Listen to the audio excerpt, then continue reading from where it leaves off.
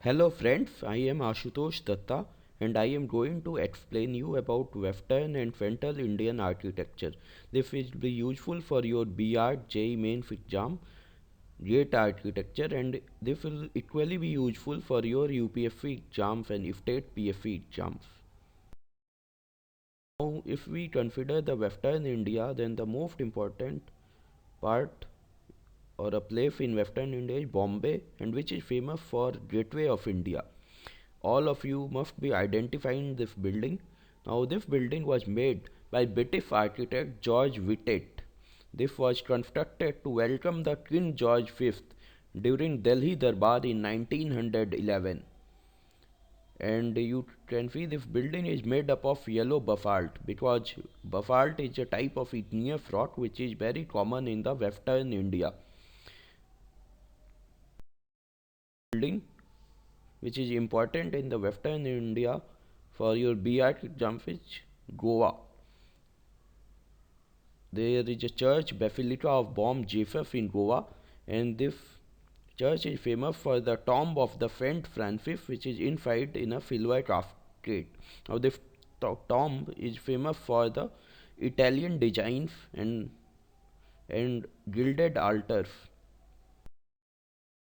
Now, Ajanta and Ellora in Aurangabad. It is rather 100 kilometers away from Aurangabad, and this was built between 2nd and the 8th century BC over a long time span. There are many such caves which have been carved out from the mountains, and these are famous for their wall paintings and the sculptures. These are considered as one of the ancient wonders. Now, in Ajanta, there are 30 rock cut caves, among which there are many chaityas. Chaitya means a place of worship or a kind of Buddhist temple, and there are many vihars. Vihars are monasteries where the Buddhist monks used to live.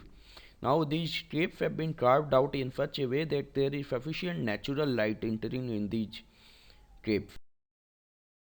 Next, we have talked about Ellora near Aurangabad. Now, Ellora is famous for a Kailash temple.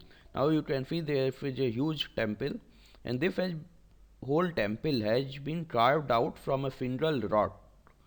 Now, there are different parts have been made from the single rock, like gateway, courtyard, vestibule, passage, phantom, and this whole tower.